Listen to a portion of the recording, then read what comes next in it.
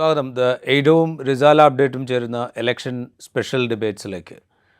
രാജ്യത്തെ 2 സംസ്ഥാനങ്ങളിലെ നിയമസഭാ തെരഞ്ഞെടുപ്പ് കഴിഞ്ഞു. അതിൻ്റെ ഫലം വന്നു. അതിലേറ്റവും കൂടുതൽ ശ്രദ്ധിക്കപ്പെട്ടത് മഹാരാഷ്ട്ര നിയമസഭാ തെരഞ്ഞെടുപ്പിലേക്ക് നടന്ന ഫലമായിരുന്നു. ഇലക്ഷൻ പ്രഖ്യാപിക്കുന്ന സമയത്ത് തന്നെ മഹാരാഷ്ട്രയിലെ തെരഞ്ഞെടുപ്പ് ഫലം ദേശീയ തലത്തിൽ തന്നെ വളരെ പ്രധാനപ്പെട്ടതാണ് എന്ന നിരീക്ഷണമുണ്ടായിരുന്നു. തെരഞ്ഞെടുപ്പ് ഫലം വരുമ്പോൾ തെരഞ്ഞെടുപ്പിന് മുമ്പുണ്ടായിരുന്നൊരു രാഷ്ട്രീയ സാഹചര്യവുമായും ആ സമയത്തുണ്ടായിരുന്ന അഭിപ്രായ സർവേകളുമായും ഇലക്ഷൻ കഴിഞ്ഞതിന് ശേഷം പുറത്തു വന്ന എക്സിറ്റ് പോളുകളുമായിട്ടൊന്നും ഒരു ബന്ധവുമില്ലാത്ത വിധത്തിലുള്ള ഒരു റിസൾട്ടാണ് മഹാരാഷ്ട്രയിൽ ഉണ്ടായത്. ആകെയുള്ള 288 നിയമസഭാ സീറ്റുകളിൽ 235 BJP നേതൃത്വം നൽകുന്ന മഹായുതി എന്ന് പറയുന്ന NDA സഖ്യത്തിനൊപ്പമാണ്. അതായത് BJPയും ശിവസേനയും, ഏക്നാഥ് ഷിൻഡെ നേതൃത്വം നൽകുന്ന ശിവസേനയും അജിത് പവാർ നേതൃത്വം നൽകുന്ന NCPയും ചേരുന്ന ഈ സഖ്യം ഏതാണ്ട് 235 സീറ്റ് നേടിക്കൊണ്ടാണ് അവിടെ അധികാരത്തിലേക്ക് തിരിച്ചെത്തുന്നത്. അതേസമയം ഇപ്പുറത്ത് കോൺഗ്രസും ശിവസേന ഉദ്ധവ് താക്കറെ വിഭാഗവും ശരത് പവാർ നേതൃത്വം നൽകുന്ന NCP വിഭാഗവും ചേരുന്ന ഇന്ത്യ ബ്ലോക്കിന് ആകെ ലഭിച്ചത് ഏതാണ്ട് 49 സീറ്റ് മാത്രമാണ്. 50 സീറ്റിൽ താഴെ മാത്രമാണ്. ശിവസേന ഉദ്ധവ് താക്കറെ വിഭാഗത്തിന് 20 സീറ്റ്, കോൺഗ്രസ്സിന് 16 സീറ്റ്,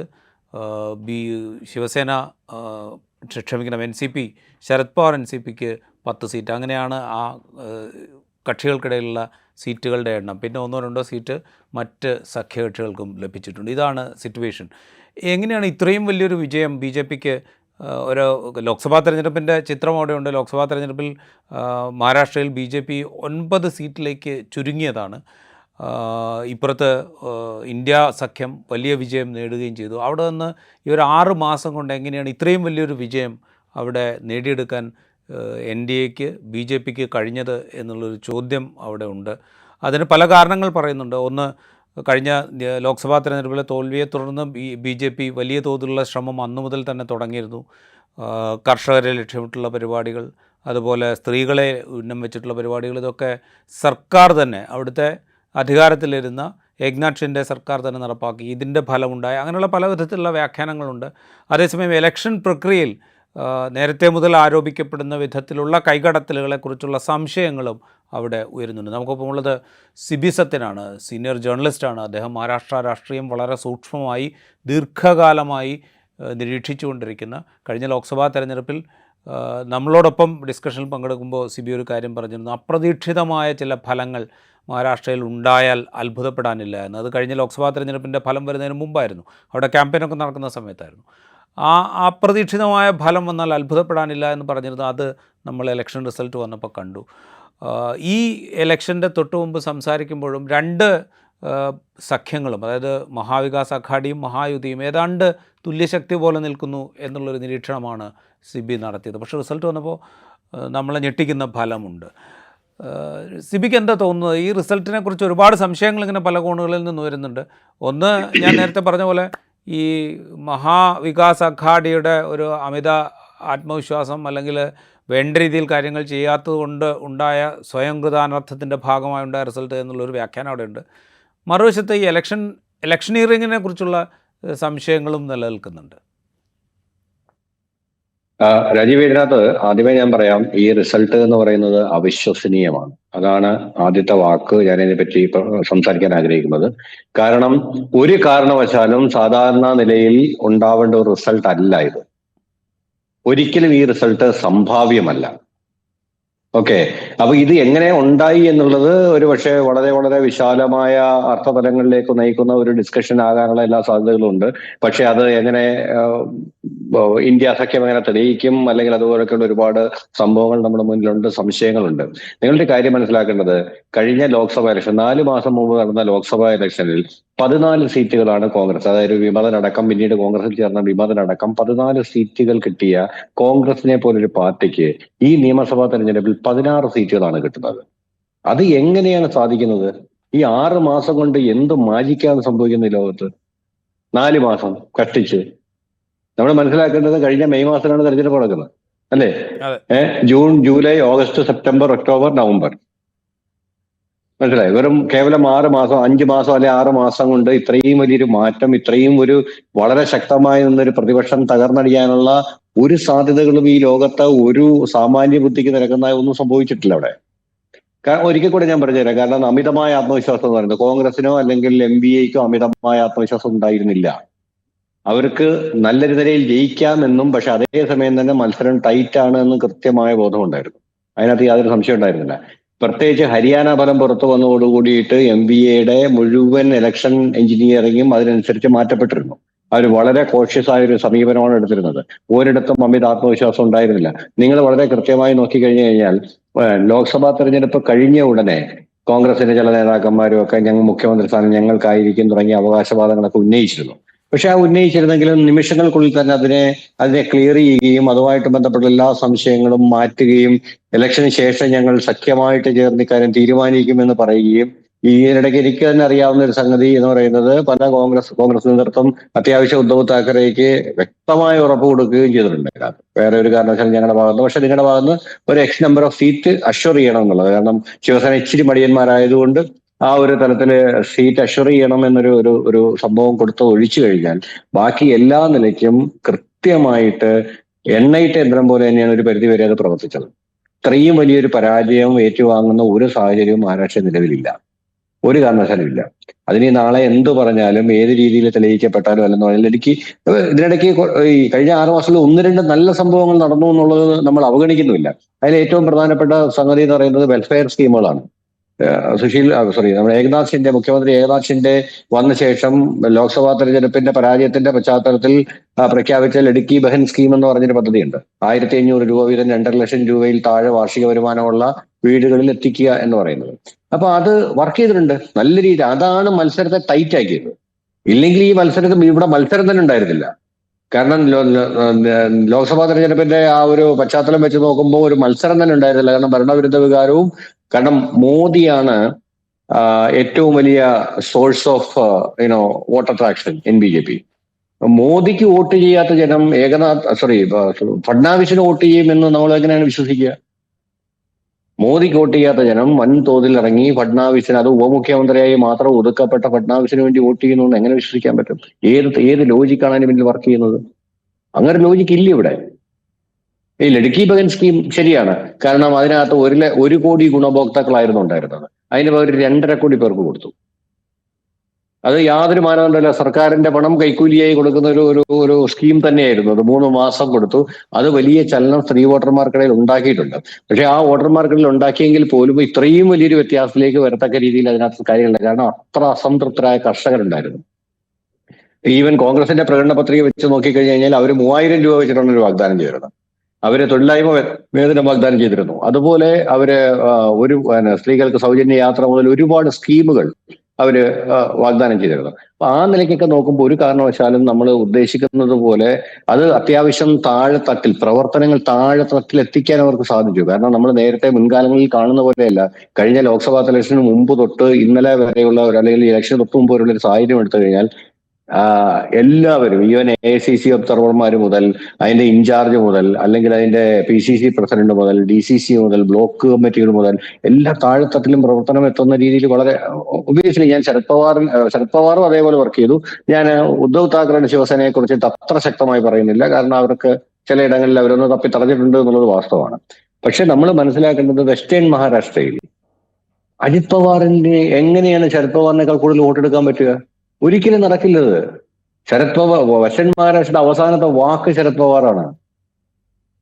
അത് കഴിഞ്ഞ ലോക്സഭാ തെരഞ്ഞെടുപ്പ് നമ്മൾ കണ്ടതാണ്. അതിനുശേഷം നിയമസഭാ തെരഞ്ഞെടുപ്പ് വരുമ്പോൾ ഇത്രയും വലിയ 41 സീറ്റ് അജിത് പവാർ ബോധം കെട്ട് വീണിട്ടുണ്ടാവണം. കാരണം ഒരിക്കലും അതായത് എല്ലാ രാഷ്ട്രീയ നിരീക്ഷകരും പ്രവചിച്ച സീറ്റ് എന്ന് പറയുന്നത് 15 മുതൽ 20 വരെയാണ് അജിത് പവാർ പാർട്ടിക്ക്. അവരാണ് 41 സീറ്റ് കിട്ടിയിരിക്കുന്നത്. തികഞ്ഞ അവിശ്വസനീയത ഈ റിസൾട്ടിനെ ചുറ്റിപ്പറ്റി നിലനിൽക്കുന്നുണ്ട്. ഇതുമായിട്ട് ബന്ധപ്പെട്ടിട്ട് ഞാൻ നേരത്തെ സൂചിപ്പിച്ച ചില കാര്യങ്ങൾ, ഇപ്പം ഞാൻ ഇതിൻ്റെ പോസ്റ്റ് ഇലക്ഷൻ അനാലിസിസ് റിപ്പോർട്ടുകൾ ഇങ്ങനെ വായിച്ചുകൊണ്ടേയിരിക്കുകയായിരുന്നു, പ്രത്യേകിച്ച് മഹാരാഷ്ട്ര. കാരണം വെച്ച് കഴിഞ്ഞാൽ ഇതേ അവിശ്വസനീയതയും ഇതേ അത്ഭുതവും ഈ ഇലക്ഷൻ റിസൾട്ട് കണ്ടപ്പോൾ നമുക്ക് ഇവിടെ ഇരിക്കുമ്പോഴും ഉണ്ടായിരുന്നു. കാരണം വെച്ച് കഴിഞ്ഞാൽ നമ്മൾ ഒരിക്കലും എക്സ്പെക്റ്റ് ചെയ്യുന്നില്ല അത് 288-ൽ 235 സീറ്റിലേക്ക് ഈ സഖ്യം എത്തുക എന്ന് പറയുന്നത് എന്താ പറയുക, ഒരിക്കലും അച്ചീവ് ചെയ്യാൻ പറ്റാത്തൊരു നേട്ടമായിട്ട് തന്നെയാണ് നമ്മൾ ഇവിടെ ഇരുന്ന് കാണുന്നത്. അതുകൊണ്ട് ഞാൻ ഈ റിസൾട്ട് വന്നതിന് ശേഷം ഇന്നലെ ഇന്നുമായിട്ട് ഇതുമായി റിലേറ്റ് ചെയ്ത് വന്ന ഈ ഇലക്ഷൻ അനാലിസിസുകൾ മുഴുവൻ ഇങ്ങനെ വായിച്ചുകൊണ്ടിരിക്കുകയായിരുന്നു. അപ്പോൾ അതിൽ ചിലർ ചൂണ്ടിക്കാണിക്കുന്ന ഒരു കാര്യം എന്ന് പറയുന്നത് ഈ സ്ത്രീകളെ ലാക്കാക്കിയുള്ള ക്ഷേമ പദ്ധതികൾക്ക് പുറമെ ഈ കർഷകരുടെ രോഷം തണുപ്പിക്കാൻ പാകത്തിലെടുത്ത നടപടികൾ, അതിപ്പോൾ സവാളയുടെ ലഭ്യത ഉറപ്പാക്കാൻ പാകത്തിലെടുത്ത നടപടികൾ, അതിൻ്റെ പ്രൊക്യൂർമെൻറ്റിന് വില കൂടുതൽ നൽകിയത്, അങ്ങനെ പറഞ്ഞ് കുറച്ച് കാര്യങ്ങൾ ഇങ്ങനെ ചിലരൊക്കെ പറയുന്നുണ്ട്. ഇത് കർഷകരെ കുറേയൊക്കെ സഹായിച്ചിട്ടുണ്ട് എന്ന് പറയുന്നുണ്ട്. ഇതോടൊപ്പം പ്രധാനമായും ഈ പറയുന്ന അനാലിസിസുകളിൽ മുഴുവൻ ചൂണ്ടിക്കാണിക്കുന്ന ഒരു കാര്യം അപ്പുറത്തെ, അതായത് കോൺഗ്രസ് നേതൃത്വം നൽകുന്ന സഖ്യത്തിൻ്റെ മഹാവികാസ് അഘാഡിയുടെ അതിലുണ്ടായ പ്രശ്നങ്ങളാണ്. അതായത് കൂടുതൽ സീറ്റിന് വേണ്ടി കോൺഗ്രസ് വാദിച്ചു എന്നുള്ളതാണ് ഒന്നാമത്തെ പ്രശ്നം. അത് സഖ്യത്തിൽ പ്രയാസങ്ങളുണ്ടാക്കി, പരസ്പര വിശ്വാസമില്ലായ്മ ഉണ്ടാക്കി. അത് കഴിഞ്ഞ ലോക്സഭാ തെരഞ്ഞെടുപ്പ് കാലത്തുണ്ടായിരുന്ന വിശ്വാസ്യത ഈ തെരഞ്ഞെടുപ്പ് കാലത്തുണ്ടായില്ല എന്ന് ഒരു വാദമുണ്ട്. അതുപോലെ ലോക്സഭാ തെരഞ്ഞെടുപ്പ് കഴിഞ്ഞ് അതിലെ വിജയം ഉണ്ടായതുകൊണ്ട് തന്നെ ഈ സഖ്യം തെരഞ്ഞെടുപ്പ് പ്രചാരണ രംഗത്തേക്ക് ഇറങ്ങാൻ വൈകി എന്നുള്ള വിമർശനം ചിലർ ഉന്നയിക്കുന്നുണ്ട്. അങ്ങനെ പല രീതിയിലാണ് ഇതിനെ കാണുന്നത്. പക്ഷേ ഇതൊന്നും വളരെ കൺവിൻസിങ് ആണോ എന്ന് ചോദിച്ചാൽ കൺവിൻസിങ് അല്ലേ താനും. ഇതിനകത്ത് ഒന്ന് രണ്ട് കാര്യങ്ങൾ രാജീവ്. അതായത് ഒന്നെന്ന് പറയുന്നത് കോൺഗ്രസ് വിട്ടുവീഴ്ച കാണിച്ചില്ല. ഞാൻ ശക്തമായിട്ട് എതിർക്കുന്നു. കോൺഗ്രസ് ഇത്രയും വിട്ടുവീഴ്ച കോൺഗ്രസ് ഒരു സംസ്ഥാന തെരഞ്ഞെടുപ്പിലും ഇന്നേ വരെ കാണിച്ചിട്ടില്ല എന്ന് ഞാൻ എഴുതി വെച്ചു തരാം. എന്തുകൊണ്ടാന്ന് ചോദിച്ചു കഴിഞ്ഞാല് നമ്മളൊരു കാര്യം മനസ്സിലാക്കണം. കഴിഞ്ഞ ലോക്സഭാ തെരഞ്ഞെടുപ്പിൽ ഏറ്റവും കൂടുതൽ സീറ്റുകൾ ആവശ്യപ്പെട്ടത് ഉദ്ധവ് താക്കറെയുടെ ശിവസേനയാണ്. അവരുടെ അത്രയും സീറ്റുകൾ കൊടുത്തു, മനസ്സിലായോ? പക്ഷേ അവർക്ക് സ്ട്രൈക്ക് റേറ്റ് വളരെ കുറവായിരുന്നു. അതുകൊണ്ട് തന്നെ നിയമസഭാ തെരഞ്ഞെടുപ്പ് വന്നപ്പോൾ സ്ട്രൈക്ക് റേറ്റ് ഏറ്റവും കൂടുതലുള്ള ഏറ്റവും വലിയ ഒറ്റക്കക്ഷിയായ കോൺഗ്രസിന് നാച്ചുറലി അവകാശപ്പെടേണ്ട സീറ്റുകൾ. പക്ഷെ ഒന്ന് ആലോചിച്ച് നോക്കുക, അവർ വളരെ അത്രയ്ക്ക് ഭീകരമായ സീറ്റുകൾ അവർ അധികം എടുത്തിട്ടില്ല. അവർ മറ്റവരെക്കാൾ 8-10 സീറ്റ് മാത്രമേ അധികം എടുത്തിട്ടുള്ളൂ, മനസ്സിലായോ? അതുപോലെ തന്നെ നമ്മൾ നോക്കൂ, ഈ ശക്തി കേന്ദ്രങ്ങളിലെല്ലാം, ഉദാഹരണമായിട്ട് കൊങ്കൺ, താനെ, മുംബൈ ബെൽറ്റ്, ഈ ബെൽറ്റ് എന്ന് പറയുന്നത് ശിവസേനയുടെ ശക്തി കേന്ദ്രമാണ്. 36 സീറ്റുള്ള ബോംബെ സിറ്റിയിൽ കോൺഗ്രസ് മത്സരിച്ച് 10 സീറ്റിലാണ്. 10 സീറ്റ്, 36 സീറ്റുള്ള ഒരു സ്ഥലത്ത് 10 സീറ്റ് ബോംബെ നഗരത്തിന്റെ നടുക്കിലാണ്. ഭയങ്കര വിമർശനം കോൺഗ്രസിലുണ്ടായ ഒരു സംഗതിയാണ്. കോൺഗ്രസിൽ ഭയങ്കര, അതായത് കോൺഗ്രസിലെ സിറ്റിയുടെ തുടക്കത്തിലുള്ള ഒരു പ്രകടനം തന്നെ നേതാക്കന്മാരുടെ അസംതൃപ്തിയുടെ അല്പം വീക്കായോ എന്ന് പോലും സംശയിക്കത്തക്ക രീതിയിലുള്ള അത്ര പ്രതിഷേധം കോൺഗ്രസിനകത്തുണ്ടായിരുന്നു, ഇത്രയും വിട്ടുവീഴ്ച ചെയ്തതിന്. പക്ഷെ കോൺഗ്രസ് ചെയ്തതെന്ന് വെച്ച് കഴിഞ്ഞാൽ കോൺഗ്രസിന്റെ ശക്തി കേന്ദ്രങ്ങളായ വിദർഭ, മറാത്തവാഡ ഏരിയകളിൽ കൂടുതൽ സീറ്റ് എടുത്തിട്ട് വളരെ ശരിക്കും പറഞ്ഞാൽ സ്ട്രാറ്റജിക്കലി നല്ല മൂവ്മെന്റ് ആയിരുന്നു ഇത്തവണത്തെ MVA നടത്തിയത്. കാരണം എന്ന് വെച്ച് കഴിഞ്ഞാല് വിദർഭ, മറാത്തവാഡ കോൺഗ്രസിന്റെ കേന്ദ്രം, അവിടെ കോൺഗ്രസ് കൂടുതൽ സീറ്റ് എടുക്കുക. വെസ്റ്റേൺ മഹാരാഷ്ട്ര എൻ്റെ റീജിയൻ നമ്മളുടെ ശരത് പവാറിന്റെ ശക്തി കേന്ദ്രം, അവിടെ പരമാവധി സീറ്റുകൾ NCP കൊടുക്കുക. ബോംബെ, കൊങ്കൺ ബെൽറ്റ് ശിവസേനയുടെ ശക്തി കേന്ദ്രം, പരമാവധി സീറ്റുകൾ അവർക്ക് അവിടെ കൊടുക്കുക. അപ്പൊ ഈ നിലയ്ക്ക് വളരെ കൃത്യമായിട്ട് വളരെ സ്ട്രാറ്റജിക്കലായിട്ട് നടന്നൊരു സംഗതിയാണ്. ഓക്കെ, ഇനി രണ്ടാമത്തെ കേസ് എന്ന് പറയുന്നത് വിമതശല്യം അല്ലെങ്കിൽ പരസ്പര വിശ്വാസല്യം.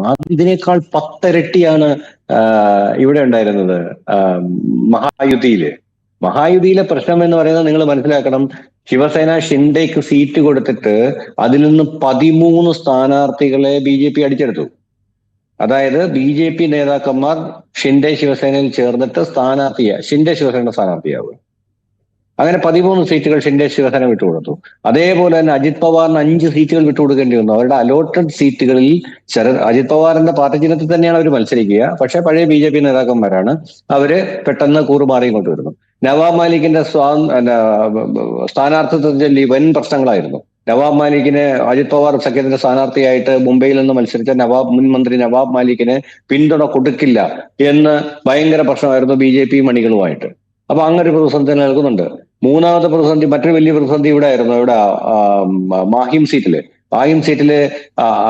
രാജ് താക്കറെയുടെ മകൻ മത്സരിച്ചു. രാജ് താക്കറെയുടെ മകന് പിന്തുണ കൊടുക്കണമെന്നാണ് BJPയുടെ ആഗ്രഹം. പക്ഷേ ഷിൻഡെ ശിവസേന വിഭാഗം അയാളുടെ വിശ്വസ്തനായ സദാ സർവകറെ അവിടെ സ്ഥാനാർത്ഥിയാക്കി. അതേ തുടർന്നുള്ള വലിയ പ്രശ്നങ്ങൾ ഉണ്ടായിരുന്നു. അപ്പൊ ഇവരെല്ലാം മഹായുതിയിൽ നടന്ന ഒരു സംഗതി എന്ന് പറഞ്ഞാൽ പരസ്പരം യാതൊരു വിശ്വാസവും ഇല്ലാതെ പരസ്പരം വെട്ടി മരിക്കാൻ നോക്കുന്ന ഒരു സഖ്യം എന്ന് പറയുന്നത്. അതിനെ സഖ്യം എന്നേ വിളിക്കാൻ പറ്റില്ല, കാരണം പരസ്പര വിശ്വാസമില്ലാത്ത 3 പാർട്ടികളുടെ കൂട്ടമായിരുന്നു. കാരണം ഷിൻഡെ വിഭാഗം ഇന്നേ വരെ അജിത് പവാർ ആ പാർട്ടി ഒന്നും അംഗീകരിച്ചിട്ടില്ല, അവർക്ക് അത് ഉൾക്കൊള്ളാൻ പറ്റിയിട്ടില്ല.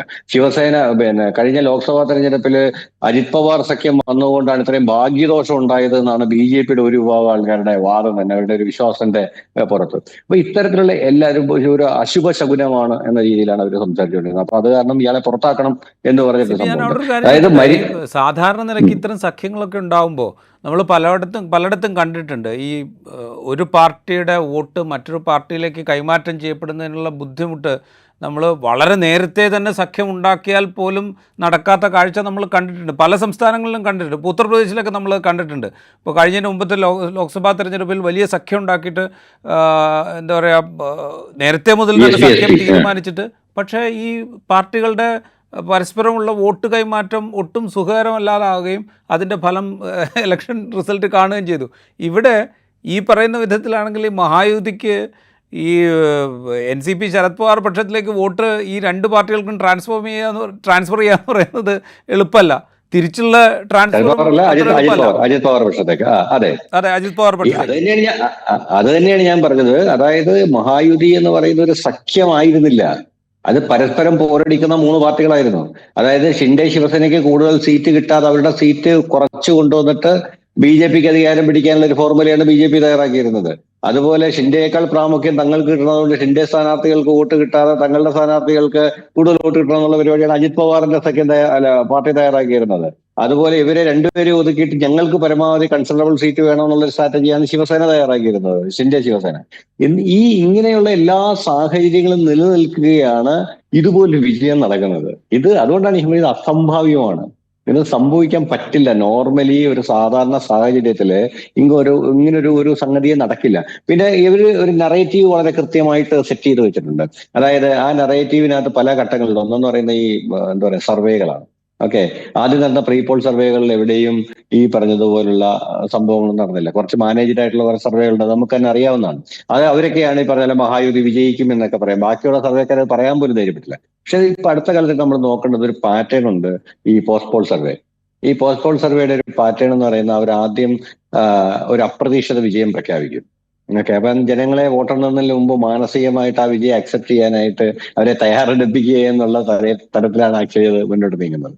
അപ്പൊ അതിനുശേഷമാണ് റിസൾട്ട് വരുന്നത്. അപ്പൊ ഈ റിസൾട്ട് വരുമ്പോഴേക്കും ഇതുപോലെ ലാൻഡ് സ്ലൈഡ് വിക്ടറി വന്നു കഴിഞ്ഞാൽ അതിൽ പകുതി അംഗീകരിക്കുന്നുണ്ട് ഓൾറെഡി, കാരണം പോസ്റ്റ് പോൾ സർവേ പറഞ്ഞല്ലോ.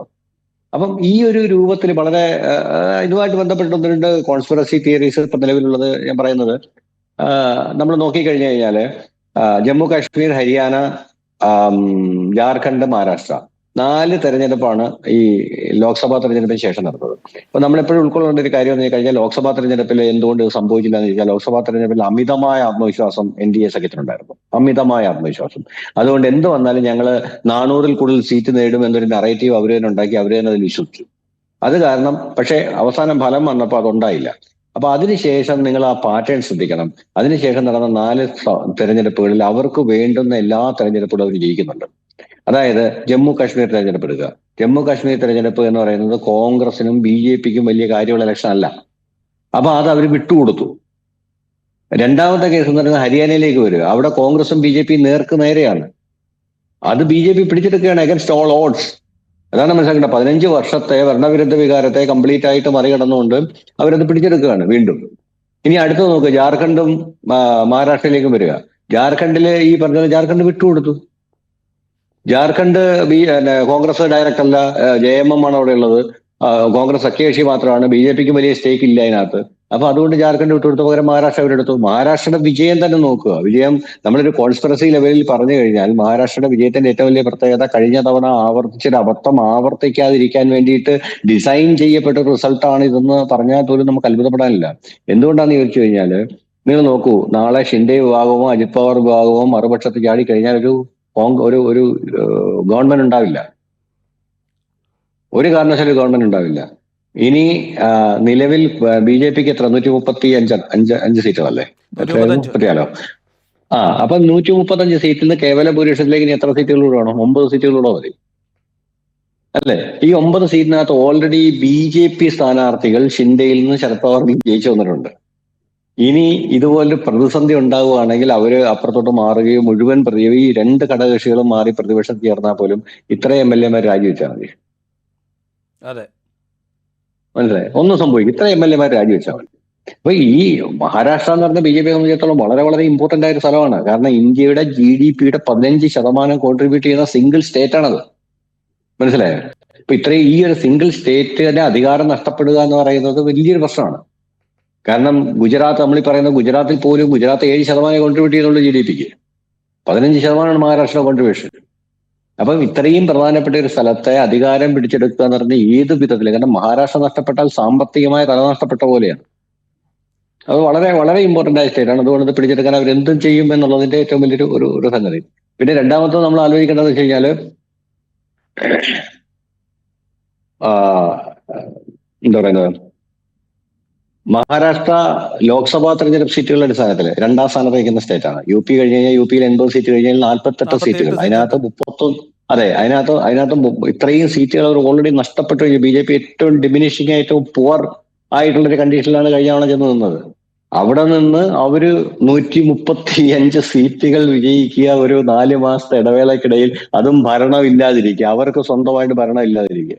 ഓക്കെ, ഇതിനകത്ത് കുറെ സംഭവങ്ങൾ ഞാൻ നേരത്തെ പറഞ്ഞാലുണ്ട്. അതായത് ഒന്ന് OBC വേറൊരു കാര്യം ചോദിച്ചോട്ടെ, ഇപ്പോൾ ഇതുപോലൊരു ലാൻഡ് സ്ലൈഡ് വിക്ടറി ഉണ്ടാകണമെങ്കിൽ ഒരു വലിയ തരംഗം ഉണ്ടാവണം. അതായത് സംസ്ഥാനത്ത് മൊത്തത്തിൽ ഒരു പ്രോ റൂൾ തരംഗം, അല്ലെങ്കിൽ ഭരണകക്ഷിക്ക് അനുകൂലമായിട്ടുള്ള ഒരു വലിയ തരംഗം നിലനിൽക്കണം. നമ്മൾ സാധാരണ അങ്ങനെ ഒരു തരംഗം നിലവിലുണ്ട് എങ്കിൽ സാധാരണ മനുഷ്യന്മാർക്ക് നമുക്ക് റോഡിലിറങ്ങിയ ആളുകളോട് സംസാരിച്ച് കഴിഞ്ഞാൽ നമുക്ക് പെട്ടെന്ന് മനസ്സിലാവും. അതായത് ഇതാണ് ഇവിടെ സംഭവിക്കാൻ പോകുന്നത്. ഇവിടെ പ്രതിപക്ഷത്തിന് വലിയ റോളൊന്നുമില്ല, ഭരണപക്ഷത്തിനോട് ആഭിമുഖ്യം പ്രകടിപ്പിക്കുകയാണ് ഭൂരിഭാഗം ജനങ്ങളും, അവരോട് വലിയ അതൃപ്തിയൊന്നും നമുക്ക് ഫീൽ ചെയ്യുന്നില്ല എന്നുള്ളത് വളരെ എളുപ്പം നമുക്ക് മനസ്സിലാവും. ഇപ്പം നമ്മൾ ജേർണലിസ്റ്റുകൾ എന്നുള്ള നിലയ്ക്ക് നമ്മൾ ഈ പല ഇലക്ഷനും കവർ ചെയ്യാൻ പോകുമ്പോൾ നമുക്കറിയാം, നമ്മളൊരു മണ്ഡലത്തിലൂടെയൊക്കെ ഇങ്ങനെ യാത്ര ചെയ്ത് ചിലപ്പോൾ ഓട്ടോറിക്ഷക്കാരോടോ അവിടെയുള്ള കച്ചവടക്കാരോടോ അവിടെയുള്ള സാധാരണ മനുഷ്യന്മാരോടോ ഒക്കെ ഇങ്ങനെ സംസാരിച്ച് പോകുമ്പോൾ എന്താണ് അവരുടെ ഉള്ളിലുള്ള ഇമോഷൻ എന്ന് നമുക്ക് വളരെ പെട്ടെന്ന് മനസ്സിലാക്കാൻ പറ്റും. ഇതുപോലൊരു ലാൻഡ് സ്ലൈഡ് വിക്ടറി ഉണ്ടാകാൻ പാകത്തിലുള്ളൊരു തരംഗം അവിടെ ഉണ്ടായിരുന്നുവെങ്കിൽ അത് മനസ്സിലാക്കാത്ര ബുദ്ധിമുട്ടുള്ള ഒരു കാര്യമെന്നാണെന്ന് എനിക്ക് തോന്നുന്നത്. സിബിക്ക് തോന്നിയിരുന്നു അങ്ങനത്തെ ഒരു തരംഗം അവിടെ നിലനിൽക്കും? അത് തന്നെ രാജീവ് ഞാൻ പറഞ്ഞു. അതായത് അവിടുത്തെ ഏറ്റവും ശക്തമായ, അതായത് ഏറ്റവും കൂടുതൽ BJP ശിവസേന സഖ്യത്തിന് അനുകൂലമായിട്ട് നിന്നൊരു ബെൽറ്റ് എന്ന് പറയുന്നത് കൊങ്കൺ ബെൽറ്റ് ആണ്, കൊങ്കൺ മുംബൈ ബെൽറ്റ്. ഓക്കെ, അപ്പൊ കൊങ്കണിലൊക്കെ അങ്ങോട്ടും ഇങ്ങോട്ടും യഥേഷ്ടം യാത്ര ചെയ്ത നിരവധി പത്രപ്രവർത്തകരായിട്ട് നമ്മൾ ഈ കണ്ടിന്യൂസ്ലി സംസാരിക്കുന്നത്, എല്ലാ പ്രദേശങ്ങളിൽ യാത്ര ചെയ്ത പത്രക്കാരായിട്ട് സംസാരിക്കുന്നുണ്ടായിരുന്നു. അപ്പൊ അതിനകത്ത് അവർ തന്നൊരു ഫീഡ്ബാക്ക് എന്ന് പറയുന്നത് കൊങ്കൺ മേഖലയിൽ ഫൈറ്റ് ഉണ്ടെന്നാണ്. കൊങ്കൺ മേഖല അവർക്ക് വളരെ സുപ്രമസിയുള്ള, അതായത് കൊങ്കൺ ബോംബെ എല്ലാം കൂടെ ചേർത്തിട്ട് 75 സംതിങ് സീറ്റുകളുണ്ട്. ഇതിനകത്ത് ഏതാണ്ട് 48 സീറ്റിലും മഹായുതിക്ക്, അതായത് BJP സഖ്യത്തിനാണ് മേൽക്കൈ. ബാക്കി 27 സീറ്റിനേ ഉള്ളൂ മഹാവികാസ് അഘാഡിക്ക് ലോക്സഭാ തെരഞ്ഞെടുപ്പിന്റെ പാറ്റേൺ വെച്ച് നോക്കിയാൽ മേൽക്കൈ. അതായത് വളരെ ക്ലിയർ ആയിട്ട് NDA മുന്നിൽ നിൽക്കുന്ന ഒരു ഏരിയ. ഈ ഏരിയയിൽ യാത്ര ചെയ്ത ആൾക്കാര് പറഞ്ഞത് അവിടെ ഫൈറ്റ് ഉണ്ട് എന്നാണ്. അല്ല, അതായത് ഇത്രയും വലിയൊരു തരംഗം ഉണ്ടെങ്കിൽ ഇവരുടെ ഏറ്റവും അനുകൂലമായ ഏരിയയിൽ ഫൈറ്റ് വരണ്ടല്ലോ, ലാൻഡ് സ്ലൈഡ് ആണല്ലോ, വേറെ ആരും ഉണ്ടാവില്ലല്ലോ. അവിടെ വരെ ഫൈറ്റ് ഉണ്ട് എന്ന് പറഞ്ഞൊരു തെരഞ്ഞെടുപ്പിനാണ് ഇത് സംഭവിച്ചിരിക്കുന്നത്. ഇപ്പം പിറ്റേന്ന് വളരെ കൃത്യമായിട്ട് എഴുതി തയ്യാറാക്കി വെച്ചതുപോലെ എല്ലാ പത്രങ്ങളിലും വന്നൊരു വാർത്ത എന്ന് പറയുന്നത് RSS ഇറങ്ങി വർക്ക് ചെയ്തു, അതുകൊണ്ട് സിസ്റ്റമാറ്റിക് ആയിട്ട് വർക്ക് ചെയ്തതുകൊണ്ട് വൻ വിജയം. കഴിഞ്ഞ ലോക്സഭാ തെരഞ്ഞെടുപ്പ് അതൊരു വലിയ നെറേറ്റീവായിട്ട് നമ്മുടെ മുമ്പിലുണ്ട്. കഴിഞ്ഞ ലോക്സഭാ തെരഞ്ഞെടുപ്പിൽ ഈ മോദി എന്ന് പറയുന്ന ഒരു വ്യക്തിയിൽ മാത്രം കേന്ദ്രീകരിക്കുന്ന ഒരു സിസ്റ്റമായിട്ട് ഇങ്ങനെ BJP മാറിയിരിക്കുന്നു. അതിൽ RSSനുള്ള അതൃപ്തി, അതുകൊണ്ട് RSS കഴിഞ്ഞ ലോക്സഭാ തെരഞ്ഞെടുപ്പിൽ മഹാരാഷ്ട്രയിൽ വേണ്ട വിധത്തിൽ തെരഞ്ഞെടുപ്പ് പ്രചരണ രംഗത്തുണ്ടായില്ല. പക്ഷേ ഇത്തവണ അങ്ങനെയല്ല. ഫഡ്നാവിസ് എന്ന് പറയുന്ന നേതാവ് RSSന് വളരെ വേണ്ടപ്പെട്ട നേതാവാണ്.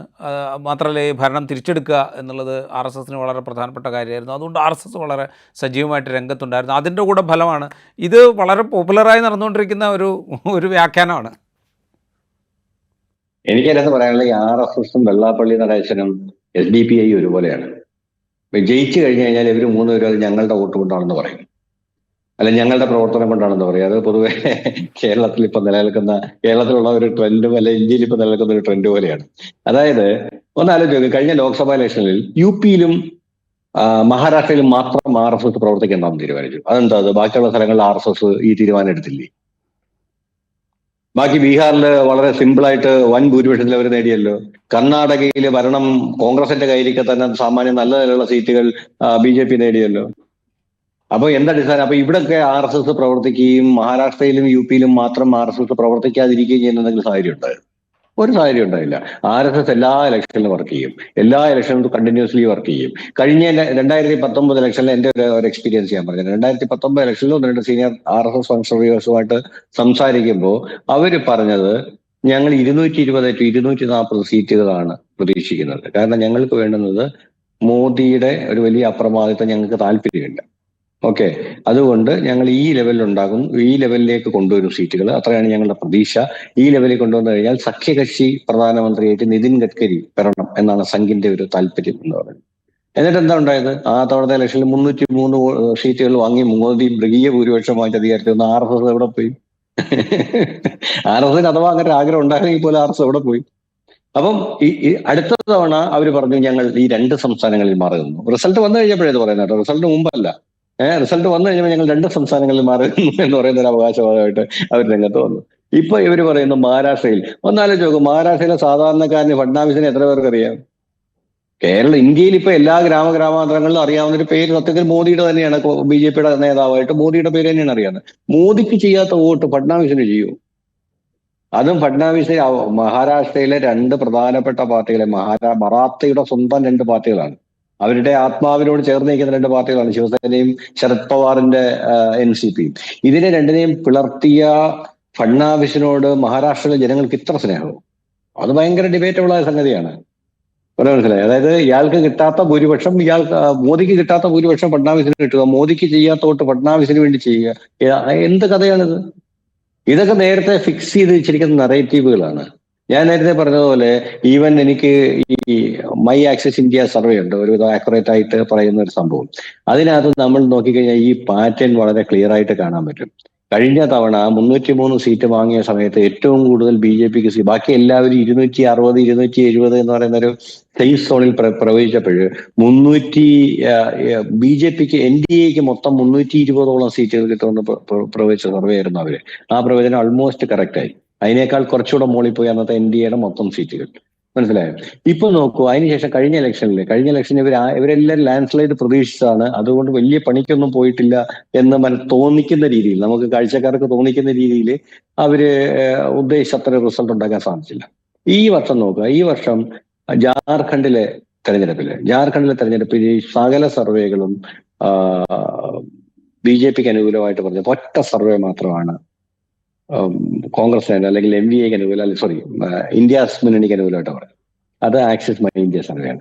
അവർ വളരെ കൃത്യമായിട്ട് പറയുന്നു 55 സീറ്റുകൾ നേടും. അതുപോലെ സംഭവിക്കും. അതിനുശേഷം രണ്ടാമതെടുക്കുക ഈ മഹാരാഷ്ട്ര ഇലക്ഷനിൽ വൈകിട്ട് സർവേ അവർ പുറത്തു വിടുന്നില്ല. അവർ പറയും ഞങ്ങൾ കൂടുതൽ പഠിക്കണം, കൂടുതൽ പഠിച്ച ശേഷം കൂടുതൽ ആക്യുറേറ്റ് ആയിട്ട് ഞങ്ങൾ പിറ്റേന്ന് പ്രഖ്യാപിക്കും. എന്നിട്ട് അവർ 180 സീറ്റുകളിൽ ആരും പ്രവചിക്കാത്ത അത്ര ഉയർന്ന സീറ്റുകൾ പ്രഖ്യാപിക്കും. അതിനുശേഷം അവർ 235 സീറ്റുകൾ, ഒരുപക്ഷെ അവരുടെ ലക്ഷ്യം 180 ആയിരിക്കും, കയറിപ്പോയായിരിക്കും, കാരണം അത്ര നാളെ കൃത്യമായിട്ട്. അപ്പൊ ആ ഒരു രീതിയിൽ, കാരണം ലഡ്കി ബഹൻ പദ്ധതിയുടെ ആനുകൂല്യം അവർ കണക്കിലെടുക്കാതെ തന്നെ എന്തെങ്കിലും കണക്കൂട്ടി ചെയ്താകാം, എനിക്കറിയില്ല. ഞാനത് ഒരു അതായിട്ട് പറയല്ല. പക്ഷെ ഒരു കാര്യം വളരെ സത്യമാണ്, അതായത് ഇന്ത്യയിലെ പ്രതിപക്ഷം വളരെ ശക്തമായിട്ട് ഈ വിഷയത്തിൽ ഇടപെട്ടില്ലെങ്കിൽ ഇന്ത്യയിലെ ഇലക്ഷനുകൾ നോക്കുകുത്തിയായി പോകും എന്നുള്ളതിനകത്ത് യാതൊരു സംശയമല്ല. ഞാൻ ഒരിക്കൽ കൂടെ ചോദിക്കട്ടെ സിബി, ഈ പറയുന്ന ഈ ജനക്ഷേമ പദ്ധതികൾ അല്ലെങ്കിൽ ഈ കഴിഞ്ഞ ലോക്സഭാ തെരഞ്ഞെടുപ്പിന് ശേഷം പ്രഖ്യാപിച്ച ഈ സാമൂഹ്യക്ഷേമ പദ്ധതികൾ, പ്രത്യേകിച്ച് പണം നേരിട്ട് അക്കൗണ്ടിലേക്ക് കൈമാറുന്ന, ദാരിദ്ര്യരേഖയ്ക്ക് താഴെ അല്ലെങ്കിൽ വർഷത്തിൽ 2.5 ലക്ഷത്തിൽ താഴെ വരുമാനമുള്ള കുടുംബങ്ങളിലേക്കാണെങ്കിൽ പോലും പണം നേരിട്ട് കൈമാറുന്ന സ്കീമുകളുണ്ടല്ലോ. ഈ സ്കീമുകൾ അതടക്കമുള്ള ഈ ക്ഷേമ പ്രവർത്തനങ്ങൾ അത് ഉണ്ടാക്കിയൊരു വലിയ ഇമ്പാക്റ്റ് അല്ല എന്ന് നമുക്ക് ഉറപ്പിച്ച് പറയാൻ സാധിക്കുമോ? രാജ്യത്തെ അതൊരു വലിയ ഇമ്പാക്റ്റ് ഉണ്ടാക്കിയിട്ടുണ്ട്, അതിനകത്ത് യാതൊരു സംശയവും വേണ്ട. അത് ഞാൻ ഒരു കാരണവശാലും ആ ഇമ്പാക്റ്റിനെ എതിർക്കുകയോ അല്ലെങ്കിൽ അത് ഇമ്പാക്റ്റ് ഉണ്ടാക്കിയില്ല എന്ന് പറയുകയോ ചെയ്യാൻ ഞാൻ ആളല്ല. പക്ഷെ ഞാൻ പറയുന്നത് അതായത് 3 മാസം മുമ്പ് പ്രഖ്യാപിച്ച ഒരു സ്കീം വെച്ചിട്ട് ഇത്രയും വലിയൊരു മാറ്റം സാധ്യമല്ല. ഇത് കൂടാതെ ഒരുപാട് പൈസ ഇറങ്ങിയിട്ടുണ്ട്. അതായത് ഒരുപക്ഷെ കേരള സംസ്ഥാനത്തിന്റെ മൊത്തം ബജറ്റിനേക്കാൾ കൂടുതൽ പൈസ ഈ ഒറ്റ ഇലക്ഷനിൽ വോട്ട് വാങ്ങലിന് മാത്രമായിട്ട് മഹാരാഷ്ട്ര ചിലവാക്കിയിട്ടുണ്ട്. കാരണം ഒരു സുഹൃത്ത് പറഞ്ഞാണ്, അയാളുടെ ഡ്രൈവർ വിശ്വസിക്കാൻ എനിക്കറിയില്ല, പക്ഷെ അയാളുടെ ഡ്രൈവറുടെ ഫാമിലി 4 വോട്ടുണ്ട്. ഓക്കെ, അയാളുടെ വീട്ടിൽ കിട്ടിയത് 54,000 രൂപയാണ് 4 വോട്ടുകൾക്കായിട്ട് ഒരു കക്ഷി പറഞ്ഞത്. എനിക്ക് അതിനകത്ത് അറിയാവുന്ന പദ്ധതികൾ കൂടിയുള്ളതെന്ന് വെച്ച് കഴിഞ്ഞാല് 3000, 4000, 5000 രൂപ വെച്ചിട്ട് പല സ്ഥലങ്ങളിലും കൊടുത്തിട്ടുണ്ട്. അതായത് 5 ലക്ഷം വോട്ടർമാരുള്ളൊരു മണ്ഡലത്തിൽ ഇത്തവണ കൊടുത്ത പണം, വിജയിച്ച പാർട്ടി കൊടുത്ത പണം ഏതാണ്ട് 4000 രൂപയാണ് പെർ വോട്ട്. അപ്പൊ നിങ്ങൾ ആ 5 ലക്ഷം വോട്ടർമാരുള്ളൊരു മണ്ഡലത്തില് 4000 രൂപ വെച്ചിട്ടാവുമ്പോൾ അതിനൊരു 50% പേർക്കെങ്കിലും ഈ പണം കൊടുത്തിട്ടുണ്ടെങ്കിൽ ഇറങ്ങിയ പണത്തിന്റെ കണക്കൊന്ന് ആലോചിച്ച് നോക്കൂ. എത്ര കോടി രൂപ വേണ്ടി വരും? അതെ. അതായത് ഞാൻ പറയുന്നത് ഈ ഇലക്ഷൻ എന്ന് പറയുന്നത് മിനിമം ഒരു 50,000 കോടി രൂപ ഏറ്റവും കുറഞ്ഞത് ചെലവഴിച്ചിട്ടുണ്ടാവും. ഏറ്റവും കുറഞ്ഞ കണക്ക് 1,00,000 കോടി വരെ പോയാലും ചിലപ്പോൾ പ്ലാൻ ഉണ്ടല്ലോ. അമ്മാതിരി പൈസ. പക്ഷേ ഇലക്ഷൻ റിസൾട്ടിനെ സ്വാധീനിക്കാൻ പറ്റില്ലല്ലോ. കാരണം ഈ ഇറക്കുന്ന പണം എന്ന് പറഞ്ഞാൽ ഇത് കഴിഞ്ഞ 4 മാസം മുമ്പ് നടന്ന അല്ലെങ്കിൽ 5 മാസം മുമ്പ് പറഞ്ഞ ലോക്സഭാ തെരഞ്ഞെടുപ്പ് കാലത്തും ചെലവാക്കിയിട്ടുണ്ടാവും, കൊടുത്തിട്ടുണ്ടാവും. അന്നേരം കൊടുത്തു. അതാണ് കാരണം. നമ്മളിപ്പോ ഒരു കാര്യം മനസ്സിലാക്കുന്നത്, മഹാരാഷ്ട്ര പോലുള്ള പല സംസ്ഥാനങ്ങളിലും ഇലക്ഷൻ വരുമ്പോൾ ഈ പണം കിട്ടുക എന്ന് പറയുന്നത് തങ്ങളുടെ അവകാശമായിട്ട് വോട്ടർമാർ കാണാൻ തുടങ്ങിയിട്ടുണ്ട്. അല്ലാതെ ഇത് വാങ്ങിച്ചുകൊണ്ട് ഞങ്ങൾ വോട്ട് ചെയ്യണം എന്നുള്ള ഒബ്ലിഗേഷനിലല്ല, മറിച്ച് ഇലക്ഷൻ വരുമ്പോൾ ഞങ്ങൾക്ക് പൈസ കിട്ടിയിരിക്കണം എന്ന് പറയുന്ന ഒരു തലത്തിലേക്ക് വോട്ടർമാരുടെ മാനസികാവസ്ഥ എത്തി. അപ്പൊ അത് ഫലത്തിനെ സ്വാധീനിക്കുമെന്ന് വൻതോതിലൊന്നും പറയാൻ പറ്റില്ല. മനസ്സിലായോ? പക്ഷെ അതിനേക്കാൾ ഉപരി, കാരണം നേരത്തെ രാജീവ് തന്നെ പറഞ്ഞ പോലെ ലോക്സഭാ ഇലക്ഷനിൽ ഇതേ പണം പോയിട്ടുണ്ട്. പക്ഷെ ആൾക്കാർ വോട്ട് ചെയ്തില്ല. ആൾക്കാർ അവരുടെ ഇഷ്ടപ്രകാരമാണ് വോട്ട് ചെയ്തത്. അപ്പൊ ഇവിടെ ഇത്രയും വലിയ മാറ്റം, ഞാൻ വീണ്ടും പറയുന്നു, ഈ ലഡ്കി ബഹൻ സ്കീം നമ്മൾ ഉദ്ദേശിക്കുന്നതിന്റെ അത്രയും ഇമ്പാക്ട് ഉണ്ടാക്കിയിട്ടുണ്ടെങ്കിൽ ചിലപ്പോൾ ഒരു 170 സീറ്റുകൾ വരെയൊക്കെ BJP സഖ്യത്തിന് പിടിക്കാൻ പറ്റുമായിരുന്നേനെ. കാരണം ഇനി ഏത് സ്കീം പ്രഖ്യാപിച്ചാലും അവിടെ ഇളകാത്ത കുറച്ച് വോട്ടുകളുണ്ട്. അതായത് ഉദാഹരണമായിട്ട് ബാലാസാഹിബ് തോരാട്ട് എന്ന് പറയുന്ന നേതാവ് പരാജയപ്പെടുന്നു. കോൺഗ്രസിന്റെ CLP ലീഡർ ആയിരുന്നു. അപ്പൊ ഞാൻ ചോദിക്കുന്നത്, അദ്ദേഹത്തിന്റെയൊക്കെ കുടുംബ മണ്ഡലമാണത്. എന്ന് വെച്ച് കഴിഞ്ഞാൽ കാലങ്ങളായിട്ട്, തലമുറകളായിട്ട് അവർ കൊണ്ടു നടക്കുന്ന ഒരു മണ്ഡലമാണ്. അവിടൊന്നും അവർ തോക്കില്ല നോർമലി. നാനാ പട്ടോളെ ജയിക്കുന്ന 200 വോട്ടിനാണ്. 208 വോട്ടിന്. അതെ. അപ്പൊ അദ്ദേഹം ഒന്നും ഒരു 25,000 വോട്ടിന് ജയിക്കേണ്ട ആളാണ്. മനസ്സിലായോ? അപ്പൊ അങ്ങനെ ആ രൂപത്തിൽ വളരെ കൃത്യമായിട്ട് ഒന്നാലോചിച്ച് കോൺഗ്രസ് 14 പാർലമെന്റ് സീറ്റ് ജയിച്ചിട്ട് 5 മാസത്തിനുള്ളിൽ 16 നിയമസഭാ സീറ്റാണ് ജയിക്കുന്നത്. ഇത് ഏത് രീതിയിലാണ് ന്യായീകരിക്കാൻ പറ്റുക? ഞാൻ പറയുന്നു, ഞാൻ ഇതെല്ലാം അംഗീകരിക്കുന്നു. ഷിൻഡെ ഒരു വലിയ മാറ്റം, ഒരു പ്രതീക്ഷയിൽ കവിഞ്ഞിട്ടുള്ളൊരു മാറ്റം ഉണ്ടാക്കിയിട്ടുണ്ടായിരുന്നു. കാരണം ഷിൻഡെ വന്നു, ഷിൻഡെ ഈ പറഞ്ഞ ക്ഷേമ പദ്ധതികൾ പ്രഖ്യാപിച്ചു, വൻതോതിൽ പൈസ ഇറക്കി. 30,000-ൽ പരം കോടി രൂപയാണ് അവർ ക്ഷേമ പദ്ധതികൾക്ക് മാത്രമായിട്ട് കഴിഞ്ഞ 4-5 മാസം കൊണ്ട് ചെലവഴിച്ചത്. ഇതെല്ലാം അംഗീകരിക്കുന്നു. പക്ഷെ സ്റ്റിൽ ഞാൻ പറയുന്നു, അവര് പരസ്പരം വിശ്വസിക്കാത്ത, പരസ്പരം വെട്ടാൻ നിന്ന ഒരു സഖ്യമാണ്. അവർക്ക് അങ്ങോട്ടും ഇങ്ങോട്ടും വോട്ട് ട്രാൻസ്ഫർ നോർമൽ കണ്ടീഷനിൽ സാധ്യമായിരുന്നില്ല. മനസ്സിലായി? കാരണം ലോക്സഭാ ഇലക്ഷന് ശേഷം ഈ പറഞ്ഞ പ്രതിസന്ധി അവർക്കിടയിൽ കൂടിയിട്ടേയുള്ളൂ, അല്ലാതെ കുറയല്ല ചെയ്തത്.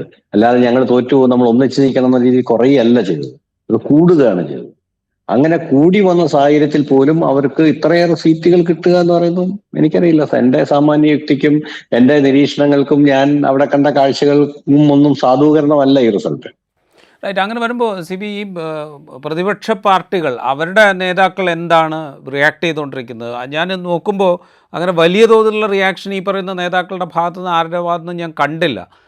കോൺഗ്രസിൻ്റെ ഇപ്പോൾ നാനാ പട്ടോളയുടെ ഭാഗത്തു നിന്നാണെങ്കിലോ, അല്ലെങ്കിൽ സുപ്രിയ സുലെ പറഞ്ഞത് ഇത് ജനങ്ങളുടെ വിധിയാണ്, ഇതെന്താണ് സംഭവിച്ചതെന്ന് ഞങ്ങൾ പഠിക്കും എന്നൊക്കെ പറഞ്ഞ് സാധാരണ നിലയ്ക്കുള്ള ഒരു റിയാക്ഷൻ മാത്രമാണ് സുപ്രിയ സുലയുടെ ഭാഗത്ത് നിന്ന് ഞാൻ കണ്ടത്.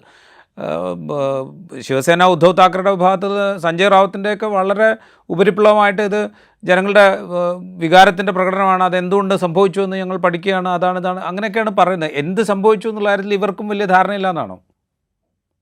അതെ, ശരിക്കും എന്താണ് സംഭവിച്ചത്? കാരണം ഈ എന്താ പറയുന്നത്, വോട്ടിംഗ് മെഷീൻ റിഗ്ഗിങ് എന്ന് പറയുന്നത് കോൺഗ്രസ് ഒത്തിരി കാലമായിട്ട് പറഞ്ഞ് അതിന്റെ പ്രസക്തി നഷ്ടപ്പെട്ട് തേഞ്ഞു പോയൊരു സാധനമാണ് കംപ്ലീറ്റ് ആയിട്ട്. അപ്പൊ അത് ഇനിയും പറയുന്നതിനകത്ത് കാര്യം, കാരണം കൃത്യമായ തെളിവോ അല്ലെങ്കിൽ എങ്ങനെയാണ് സംഭവിച്ചെന്നുള്ളതിന്റെ ഒരു ഡെമോയോ കാണിക്കാൻ പറ്റാത്തടത്തോളം കാലം അവർക്ക് യാതൊരു സംഭവമില്ല. അപ്പം ഈവൻ നമ്മൾ കൃത്രിമം എന്ന് പറഞ്ഞു കഴിഞ്ഞാൽ അപ്പോൾ ഉടനെ മറുപടി വരും. ജാർഖണ്ഡിൽ ഇതേ വോട്ടിംഗ് മെഷീൻ വെച്ചിട്ടില്ലേ ഇലക്ഷൻ നടത്തിയത്, അവിടെ നിങ്ങളുടെ സഖ്യമല്ലേ വലിയ തോതിൽ വിജയിച്ചെന്നുള്ള ഒറ്റ മറുപടിയിൽ തീരാവുന്ന വിമർശനം മാത്രമേ ഈ വോട്ടിംഗ് മെഷീൻ ചൂണ്ടാൻ പറ്റുള്ളൂ. അല്ല, അങ്ങനെയാണത് അറേഞ്ച് ചെയ്തിരിക്കുന്നത്. അതായത് അവിടെ 2 കൊടുത്തിട്ട് ഇവിടെ 2 എടുക്കുകയാണ്. മനസ്സിലായോ? അവിടെ 2 ചെറിയ സാധനം കൊടുത്തിട്ട് ഇവിടെ വലിയ സംഭവം നമ്മളിങ്ങോട്ട് എടുക്കുകയാണ്. അതാണ് വ്യത്യാസം. ഈവൻ നിങ്ങൾ രസകരമായിട്ടൊരു കാര്യം രാജീവ് മനസ്സിലാക്കേണ്ടത്, കുറെ കാലം മുമ്പ് രാജീവ് ചന്ദ്രശേഖർ ഒരു ട്വീറ്റ് ചെയ്തു, വോട്ടിംഗ് മെഷീൻ റിഗ്ഗിങ് പറ്റില്ല എന്ന് പറഞ്ഞു. അപ്പൊ അന്ന് അതിന് മറുപടി കൊടുത്തത് എലോൺ മസ്ക് ആണ്. മനസ്സിലായി. എലോൺ മസ്ക് പറഞ്ഞു ഏത് മെഷീനും കൃത്രിമം കാണിക്കാൻ പറ്റും, ഉം. ഏത് മെഷീനും കൃത്രിമം കാണിക്കാൻ പറ്റും. അവസാനം രാജീവ് ചന്ദ്രശേഖരൻ മറുപടി പറയാതെ ഓടി രക്ഷപ്പെടുമായിരുന്നു. Okay, anything can be hacked എന്നാണ് പുള്ളിയുടെ മറുപടി. ആ എലോൺ മസ്ക് ഇന്നലെ ഇറക്കിയ ട്വീറ്റ് വായിച്ചാൽ ഭയങ്കര രസമാണ്. അദ്ദേഹം പറയുന്നത്, നോക്കൂ ഇന്ത്യയിലെ തെരഞ്ഞെടുപ്പ് പ്രക്രിയ എത്ര മനോഹരമാണ്. ഒറ്റ ദിവസം കൊണ്ട് വോട്ടെണ്ണി തീർന്നിരിക്കുന്നു. അമേരിക്കയിൽ ഇപ്പോഴും എന്ത് ചെയ്തുകൊണ്ടിരിക്കുകയാണ്, പിന്നെ കാലിഫോർണിയയിൽ വോട്ടെണ്ണി തീർന്നിട്ടില്ല. മനസ്സിലായി. അതായത് ട്രംപിന്റെ വിജയത്തിന് ശേഷം ട്രംപിന്റെ കൂടെ നിന്ന് എലോൺ മസ്കിലേക്ക് വരെ ഈ പറഞ്ഞ സംഭവത്തിൽ നേരത്തെ 6 മാസം മുമ്പ് പറഞ്ഞ ഒന്ന് മാറ്റി പറയിക്കാനായിട്ട് സാധിക്കുക എന്ന് പറയുന്നത് വലിയ സംഭവമാണ്. ലോകത്തെ വലതുപക്ഷം എല്ലാം ഒന്നിച്ചിരിക്കുകയാണ്. ചുരുക്കത്തിൽ ഈ 81 സീറ്റുള്ള ജാർഖണ്ഡ് നിയമസഭയിലെ 55 56 സീറ്റിൽ ഇന്ത്യ സഖ്യം വിജയിച്ചു. അത് വലിയ വിജയമാണ്. അവിടെ ഉണ്ട്. ഇപ്പുറത്ത് 288 സീറ്റുള്ള ഇന്ത്യൻ GDP-യുടെ 15% സംഭാവന ചെയ്യുന്ന ഏറ്റവും അധികം സമ്പത്തുള്ള, അത് കണക്കിലുള്ളതും ഇല്ലാത്തതുമായ സമ്പത്ത് ഏറ്റവും അധികമുള്ള ഒരു സ്റ്റേറ്റിൻ്റെ അതിൻ്റെ നിയന്ത്രണം വളരെ വർദ്ധിച്ച ഭൂരിപക്ഷത്തോടുകൂടി വേണമെങ്കിൽ ഒറ്റയ്ക്ക് തന്നെയും BJPക്ക് കൈകാര്യം ചെയ്യാവുന്ന ഒരു അവസ്ഥയോടുകൂടെ അവിടെ BJP ജയിക്കുന്നു. ഇതാണ് ഈ തെരഞ്ഞെടുപ്പിൽ സംഭവിച്ച മാജിക് എന്ന് പറയുന്നത്. അതെ, അതാണ് ഞാൻ പറഞ്ഞ അവിശ്വസനീയമാണ്, അങ്ങേറ്റ അവിശ്വസനീയം. അതായത് എന്നെ സംബന്ധിച്ചിടത്തോളം ഒരു നിരീക്ഷകൻ എന്ന നിലയ്ക്ക് ഈ റിസൾട്ടിനെ സാധൂകരിക്കുന്ന ഒന്നും, ഓക്കെ നമുക്കിനി നാളെ സമാധാനിക്കാം. ഈ പറഞ്ഞതുപോലെ വിവിധ വിശകലനങ്ങൾ വരുമ്പോൾ ലടുക്കി ബഹൻ സ്കീം വൻതോതിൽ പ്രയോജനപ്പെട്ടു, ആ സ്കീം പ്രയോജനപ്പെട്ടു, പിന്നെ BJPയും സഖ്യകക്ഷികളും കൂടെ വോട്ട് വാങ്ങാൻ ഇറക്കിയ പൈസ, വൻതോതിൽ പൈസ ഇറക്കി, അത് പ്രയോജനപ്പെട്ടു. പിന്നെ നമുക്ക് പറയാം ഈ പറഞ്ഞ ഫഡ്നാവിസിനോടായിരിക്കും മോദിയേക്കാൾ ആൾക്കാർക്ക് കൂടുതൽ സ്നേഹം, അതുകൊണ്ട് പ്രയോജനപ്പെട്ടു എന്ന് പറഞ്ഞിട്ട് ഒരുപാട് MBAയില് സഖ്യം ഉണ്ടായിരുന്നില്ല, കടുത്ത ക്ലോസ്നെസ്, ഹാർട്ട് ടു ഹാർട്ട് ബന്ധമായിരുന്നു മഹായുതിയിലെ BJPയുടെ സഖ്യകക്ഷികൾക്ക് ഉണ്ടായിരുന്നത് എന്നൊക്കെ പറഞ്ഞ ഒരുപാട് എന്താ പറയുന്നത് വിശകലനങ്ങളൊക്കെ നമുക്ക് വേണം എഴുതാം.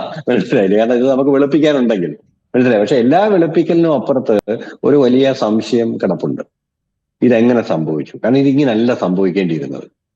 ഇതൊരു അയഥാർത്ഥ റിസൾട്ടാണ്. അത് എങ്ങനെ, അത് സത്യം പറഞ്ഞു കഴിഞ്ഞാല് എനിക്ക് തോന്നുന്നത് കോൺഗ്രസ് അല്ലെങ്കിൽ അതിന്റെ സഖ്യകക്ഷികളും ഈ ടെക് വേൾഡിനോട് മനസ്സിലായേ, ഇതെങ്ങനെ സംഭവിക്കാനാണ് സാധ്യത, നിങ്ങൾ ഞങ്ങളെ ഒന്ന് സഹായിക്കണം, പറഞ്ഞു തരണം എന്നൊരു അപ്പീൽ കൊടുക്കേണ്ട സമയമാണ്. മനസ്സിലായി. അപ്പൊ അവരകത്ത് ഏതെങ്കിലും കൊള്ളാവുന്ന ആൾക്കാർ വന്നിട്ട് ഇതെങ്ങനെ സാധിക്കുമെന്ന്, ആ ടെക്നോളജി എന്താണെന്ന് ചിലപ്പോൾ അവർക്ക് വിശദീകരിച്ചു കൊടുക്കുമായിരിക്കും എന്നാണ് ഞാൻ വിചാരിക്കുന്നത്. അങ്ങനെ എന്തെങ്കിലുമൊക്കെ ചെയ്യണം അവര്. അങ്ങനെ എന്തെങ്കിലും ചെയ്യാതെ ഈ സംഭവം സാധൂകരിക്കപ്പെടുന്നില്ല.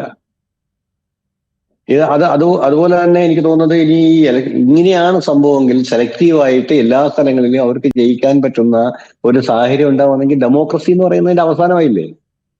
It is the end of democracy അല്ലേ? ഒരു ഗോവ കുഞ്ഞു സംസ്ഥാനം പോട്ട് അവരെടുത്തോട്ടെ, അല്ലെങ്കിൽ എന്താ പറയുന്നത് ഒരു ഉത്തരാഞ്ചൽ ആ പോട്ട് അവരെടുത്തോട്ടെ, അങ്ങനെ 3-4 സ്ഥലങ്ങൾ അവിടെ ഇവിടെ കുഞ്ഞു കുഞ്ഞു സ്ഥലങ്ങൾ വിട്ടുകൊടുക്കുന്നു. ഓക്കെ, ഡൽഹി അത് പോട്ടെ, AAP എടുത്തോട്ടെ എന്നൊക്കെ വിചാരിച്ച് 1-2 ചെറിയ സ്ഥലങ്ങൾ ബാക്കി എല്ലാവരും എടുക്കും. പിന്നെ അവർക്ക് ന്യായീകരിക്കാൻ പറ്റാത്ത സ്ഥലങ്ങൾ, ഇപ്പൊ തമിഴ്നാട്ടിൽ വന്നിട്ട് BJPക്ക് നാളെ ജയിക്കാൻ പറ്റില്ല, അവിടെ റിഗ് ചെയ്യാൻ പറ്റില്ല. കേരളത്തിൽ വന്നിട്ട് BJPക്ക് ജയിക്കാൻ പറ്റില്ല, റിഗ് ചെയ്യാൻ പറ്റില്ല. അപ്പൊ അവർക്ക് താല്പര്യമുള്ളവർക്ക് അവിടെ ഹെൽപ്പ് ചെയ്യുന്ന രീതിയിലേക്ക് കാര്യങ്ങൾ പോകുന്നു, അല്ലെ അത് ചില സ്ഥലങ്ങളിലൊക്കെ അവർ വിട്ടുകൊടുക്കുന്നു. അങ്ങനെയൊക്കെയുള്ള ഒരു തലത്തിലേക്കാണ് ഈ ഡെമോക്രസിയുടെ പോക്കുന്ന. ഞാൻ ഭയങ്കര എനിക്കറിയാം, ഞാൻ വളരെ എന്താ പറയുന്നത് ഓവറായിട്ട് സംസാരിക്കുകയാണെന്നുള്ളത് ഈ വിഷയത്തിൽ. പക്ഷെ ഞാൻ സംശയിക്കുകയാണ്, ഇങ്ങനെയൊക്കെയുള്ള സാധ്യതകളൊക്കെ നിലനിൽക്കുന്ന ഒരു കാലത്തേക്കാണോ നമ്മൾ പോകുന്നത് എന്ന് സംശയിക്കണം. കാരണം ഞാൻ ഈ ഒരു ഒറ്റ റിസൾട്ടിന്റെ അടിസ്ഥാനത്തിൽ മാത്രം സംസാരിക്കുന്നത്. Because it was unbelievable, it was quiet unbelievable.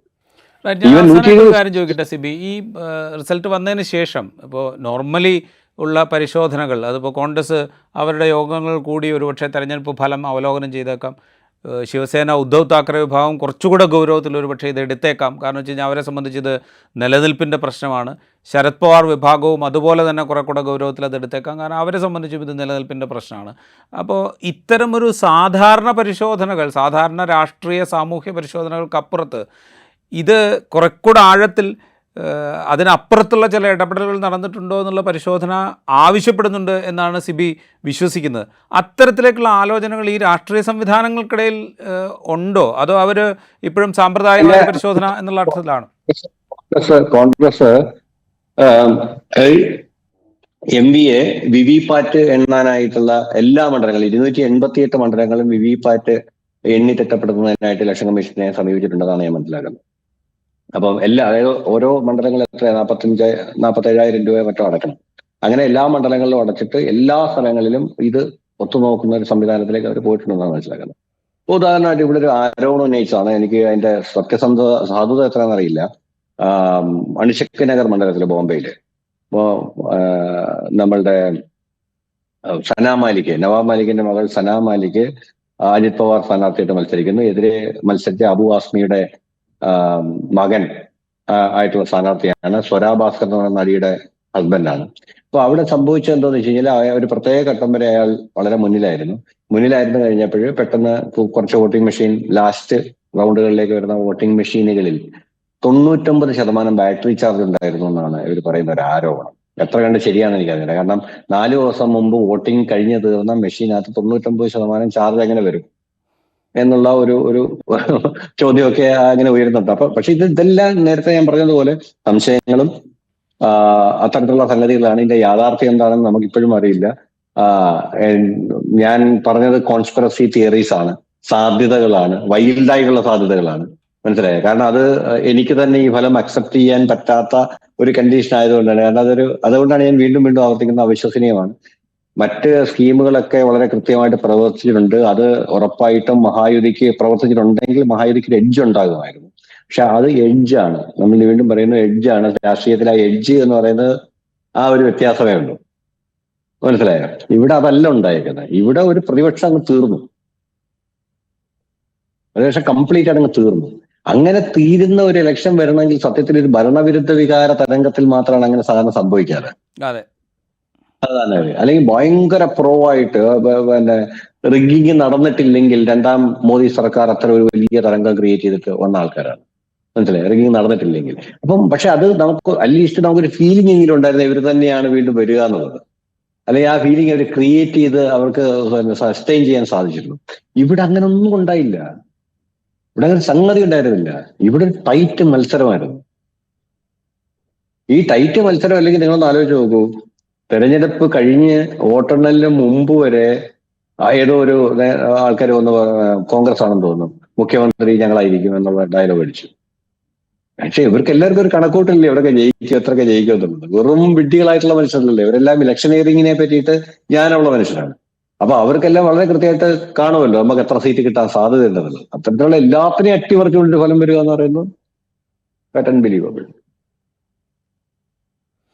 അത് കണ്ടുപിടിക്കേണ്ടിയിരിക്കുന്നു. റൈറ്റ്. സിബി ആവർത്തിച്ചു പറയുന്നത് പോലെ തന്നെ അവിശ്വസനീയമാണ് സത്യത്തിൽ ആ ഇലക്ഷൻ റിസൾട്ടിൻ്റെ.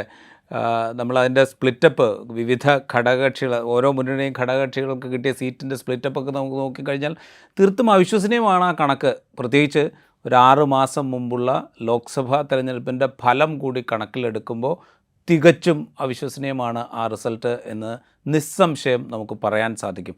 ഒരു കാര്യം കൂടെ കൂട്ടിച്ചേർക്കാം അതിനൊപ്പം. കഴിഞ്ഞ ലോക്സഭാ തെരഞ്ഞെടുപ്പിന് ശേഷം നമ്മൾ പല മണ്ഡലങ്ങളിലെയും വോട്ട് കണക്കുകളെക്കുറിച്ചുള്ള വിവരങ്ങൾ പുറത്തു വന്നപ്പോൾ ചില മണ്ഡലങ്ങളിലെങ്കിലും പോൾ ചെയ്തതിനേക്കാൾ കൂടുതൽ വോട്ടുകൾ കൗണ്ട് ചെയ്തു എന്ന് ചില മണ്ഡലങ്ങളിൽ കണ്ടിരുന്നു. അതിൽ ചില മണ്ഡലങ്ങളെങ്കിലും മഹാരാഷ്ട്രയിൽ നിന്നുള്ള മണ്ഡലങ്ങളും ഉണ്ടായിരുന്നു. അപ്പോൾ ഇത്തരം ചില സംഗതികൾ അവിടെ കിടപ്പുണ്ട്. പോൾ ചെയ്തതിനേക്കാൾ കൂടുതൽ വോട്ട് കൗണ്ട് ചെയ്യപ്പെട്ട മണ്ഡലങ്ങൾ രാജ്യത്ത് ലോക്സഭാ തെരഞ്ഞെടുപ്പ് കാലത്ത് തന്നെ ഉണ്ടായിരുന്നു എന്നുള്ള വസ്തുത അവിടെ കിടക്കുന്നുണ്ട്. അത് സംബന്ധിച്ചുള്ള ചോദ്യങ്ങൾക്ക് തെരഞ്ഞെടുപ്പ് കമ്മീഷൻ വേണ്ട വിധത്തിലുള്ള വിശദീകരണം നൽകിയിട്ടില്ല എന്ന വസ്തുതയും നമ്മുടെ മുമ്പിലുണ്ട്. അതൊക്കെ നിലനിൽക്കെയാണ് ഈ അവിസ്മരണീയമായ അല്ലെങ്കിൽ അവിശ്വസനീയമായ വിജയത്തിൻ്റെ പിറകിൽ ഇത്തരം ചില ഇടപെടലുകൾ ഉണ്ടോ ഇല്ലയോ എന്ന സംശയം. അത് ഇപ്പോൾ സിബി വീണ്ടും പറഞ്ഞതുപോലെ ഞാൻ ഈ പറയുന്നതൊക്കെ കോൺസ്പിറസി തിയറി ആണ് എന്ന് ആവർത്തിക്കുമ്പോൾ പോലും അങ്ങനെ ആവർത്തിക്കേണ്ടി വരുന്നൊരു സാഹചര്യം അവിടെ നിലനിൽക്കുന്നു എന്ന വസ്തുത നമുക്ക് അഡ്രസ്സ് ചെയ്യാതിരിക്കാൻ പറ്റാതെ പോകുന്നത്.